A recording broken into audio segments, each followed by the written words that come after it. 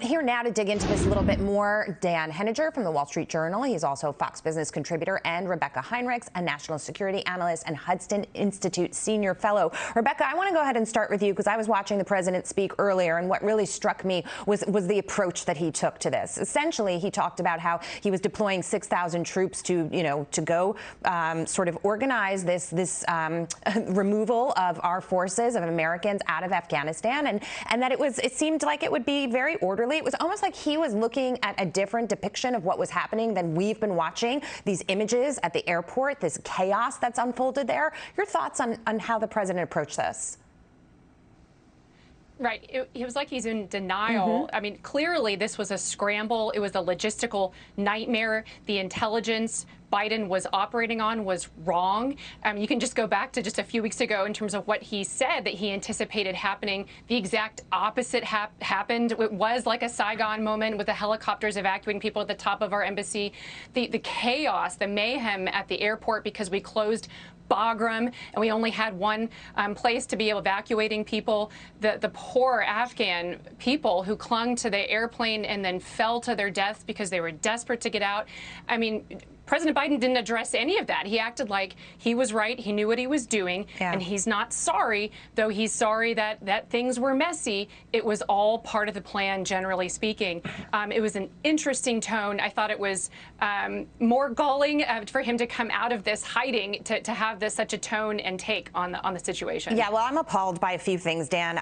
Number one is that he's going to resume his vacation, after he made this speech today, and that he was sort of hunkered down all weekend watching what was happening, not really commenting or saying a word. But the other thing that came out of this speech that was a little appalling to me was the way he blamed the Afghan military, essentially saying that they refused to fight for their country. And so if they refuse to do that, why should we be there backing them or supporting them? And I don't exactly think that explains, 100% of the picture of what was happening there. I don't think it's that this army didn't want to fight for the country. I think it's that, no matter what you do, they'll never be strong enough to take on the Taliban.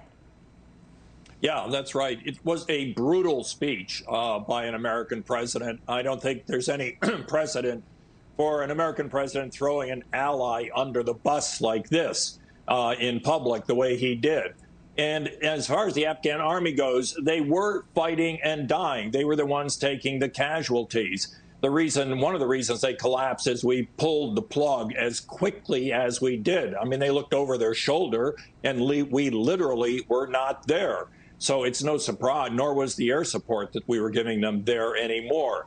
Which brings up the question of just what the scale of the catastrophe that we're looking at, Jackie. These images are awful, and everyone in the world is watching them. This is a foreign policy catastrophe for the United States of America going forward.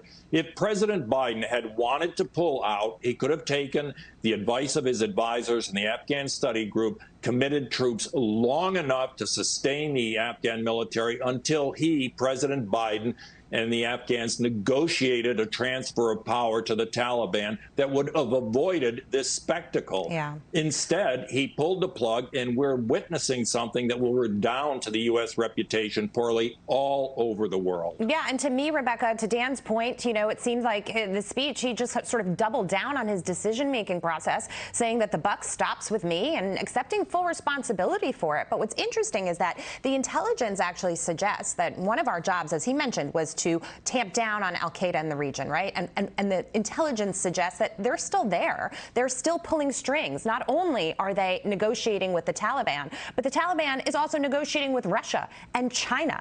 And so you have a situation where essentially the whole region could be destabilized by this.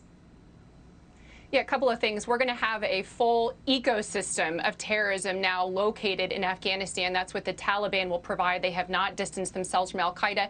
There are al-Qaeda cells in Iran. Remember, the Biden administration wants to strike this deal and flush the regime with cash in Iran. So there's al-Qaeda there. They're going to be in contact with the Taliban, obviously.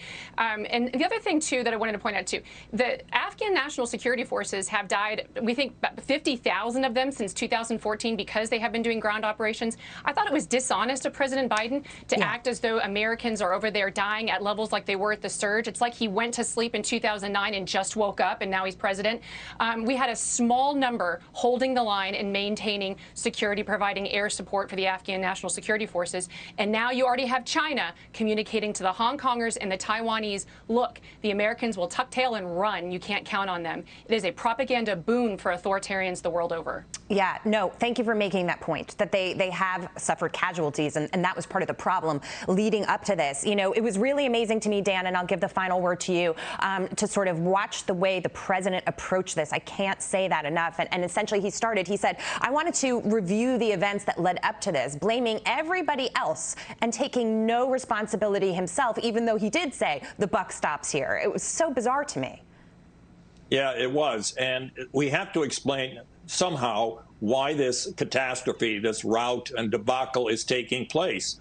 Why was the U.S. military not better prepared? We just watched the Defense Department briefing, and they obviously are trying to pull this together at the last minute. And clearly the answer is that President Biden shut down any thinking or organizational effort on behalf of the Afghans or the Americans who are there. That is what is so galling about this, that the president did not at least allow his people to make adequate preparations when it was clear that the country was falling apart. It's on him. Dan, Rebeccah, thank you so much for coming on tonight with us, sharing your insight, your perspective. We're going to be following this story, obviously very important. Really appreciate it.